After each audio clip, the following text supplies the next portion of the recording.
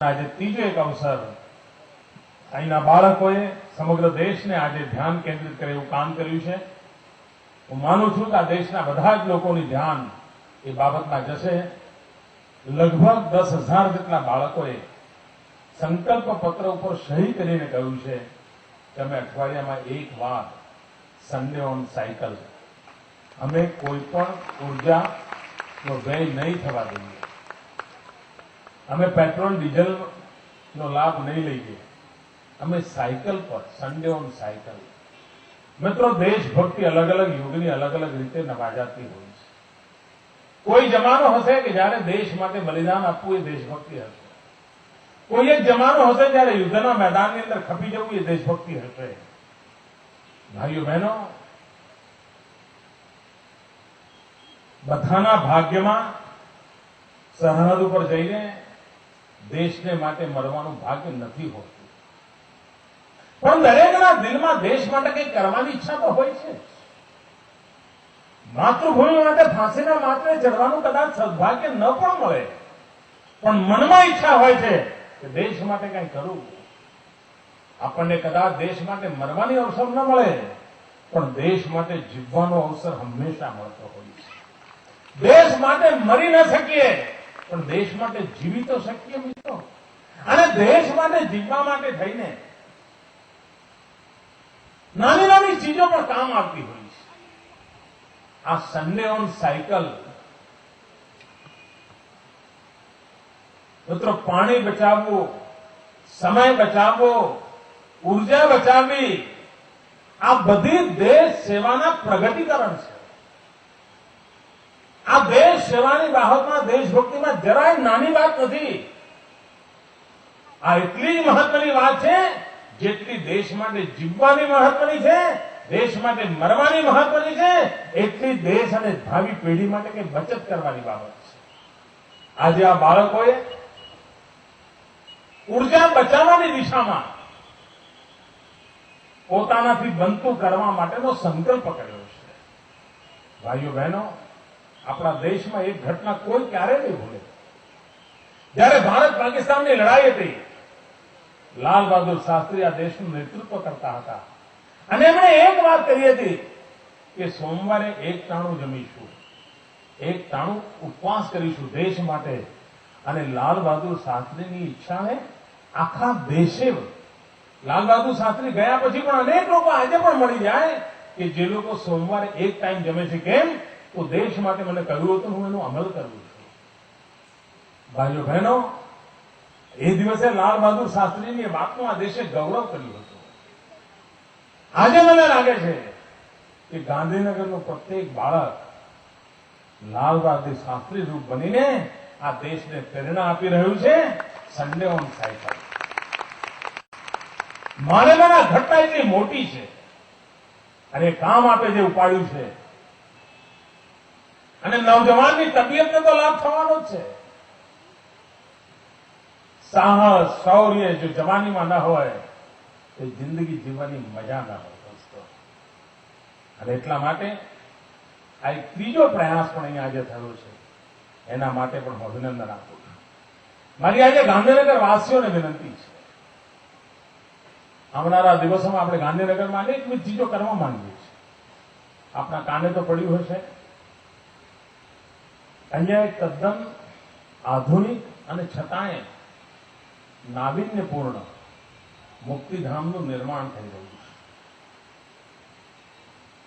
મિત્રો, સદીઓથી એમ માનવામાં આવતું હતું કે સ્મશાનમાં જઈએ તો ડર લાગે. આપણે ગાંધીનગરમાં મુક્તિધામ એવું સ્મશાન બનાવી રહ્યા છીએ કે યાત્રામ ટુરિસ્ટ તરીકે સાંજે ફરવા જવાનું મન થાય. મૃત્યુનો ભય આપોઆપ હટી જાય અને આ કરી શકાતું હોય છે.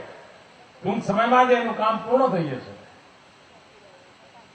એનો અર્થ એ નહીં કે ત્યાં જઈએ એટલે આપણને મરવાનું મન થઈ જાય. મિત્રો, જીવનને સમજવા માટે ઘણીવાર સ્મશાન કામ આવતું હોય છે. મૃત્યુને સમજી શકીએ કે ન સમજી શકીએ, જીવનને સમજી લઈએ તો જિંદગી જીવી જાણવાની તાકાત આવતી હોય છે. ગાંધીનગરના માર્ગો એ ઇમારતોથી ઓળખાય એનો કોઈ મતલબ નથી મિત્રો. અને તેથી આપણે એક વિચાર કર્યો છે, અલગ અલગ રસ્તા અલગ અલગ ફૂલોના રંગથી કેમ ના ઓળખાય? અને 12 મહિના અમુક રસ્તો પીળા રંગના ફૂલોનો આખો રોડ એનું ડિવાઈડર હોય કે બંને સાઈડ હોય પીળા રંગના ફૂલોથી ભરેલું હોય અને ફૂલોની ગોઠવણી એવી હોય કે કોઈ ફૂલ જાન્યુઆરીમાં આવતા હોય, કોઈ ફેબ્રુઆરીમાં આવતા હોય, કોઈ માર્ચમાં આવતા હોય, પણ 12 મહિના પીળા ફૂલોની વણઝાર દેખાય. કોઈ લાલ ફૂલો વાળો રસ્તો હોય, કોઈ સફેદ ફૂલોનો રસ્તો હોય. મિત્રો, ગાંધીનગરની આગવી ઓળખ કેમ ઉભી ન થાય? ઉદયપુર અગર જો તળાવોનું શહેર તરીકે ઓળખાતું હોય, જયપુર અગર ગુલાબી નગરી તરીકે ઓળખાતી હોય અને ઇતિહાસમાં એક ઓળખ કામ કરી જતી હોય, તો ગાંધીનગર હરિયાળું કેમ ન ઓળખાય? દોસ્તો, સપનું છે. મિત્રો, જયપુર એટલા માટે ગુલાબી નગરી નહીં બની હોય કે કોઈ રાજાએ કાયદો કર્યો હશે. ત્યાંના પ્રત્યેક માનવીની ઈચ્છા થઈ હશે કે આમાં મારે સૂર પુરાવો છે. એમ ગાંધીનગરનો પ્રત્યેક માનવી આ સૂર પુરાવાની અંદર જોડાય તો આ લીલુંછમ ગાંધીનગર દુનિયાની નજરોમાં ટાઢક વાળે એવું બની શકે. મિત્રો, ટાઢક વાળે એવું બની શકે. પણ આ બધું સરકારી રાહે ન થાય. આ બધું જનશક્તિના ભરોસે થાય, જનતાના સામર્થ્યથી થાય.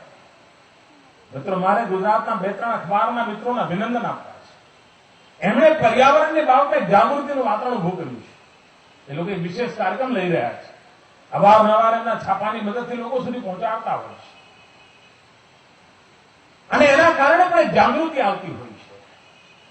ગાંધીનગરમાં નીકળનારા બધા છાપા એક મુદ્દે આ નગરને હરિયાળું બનાવવા માટે જનજાગૃતિના કામની અંદર જોડાય. લોક શિક્ષણની મોટી સેવા થશે. અહીંની અનેક સંસ્થાઓ છે. ઘણીવાર તો કેટલાક આપણો એક સ્વભાવ એવો છે, માણસ હોય કરતા સંસ્થાઓ વધારે હોય.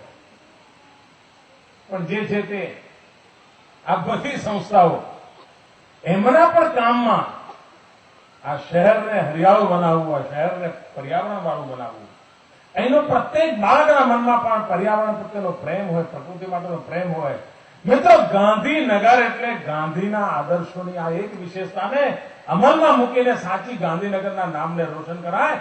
મહાત્મા ગાંધી પ્રકૃતિ પ્રેમી હતા. મહાત્મા ગાંધી પ્રકૃતિ સાથે સંઘર્ષ કરવાની માનસિકતાવાળા વ્યક્તિ નહોતા. મહાત્મા ગાંધી પ્રકૃતિ સાથે પ્રેમ કરવાનો સંદેશ આપનાર વ્યક્તિ હતા. મહાત્મા ગાંધી પ્રકૃતિના શોષણનો વિરોધ કરતા હતા. પ્રકૃતિના દોહનના પક્ષકાર હતા. આ શહેર સાથે મહાત્મા ગાંધીનું નામ હોય તો મહાત્મા ગાંધીએ, અને આજે તો મને આનંદ થયો, હું સવારે આજે સાયકલ રેલીના ઉદઘાટન માટે ગયો હતો.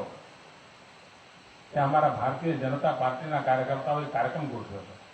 એના મંચ ઉપર એમણે મહાત્મા ગાંધી સાયકલ ચલાવતા તે મોટો ફોટો મૂક્યો હતો.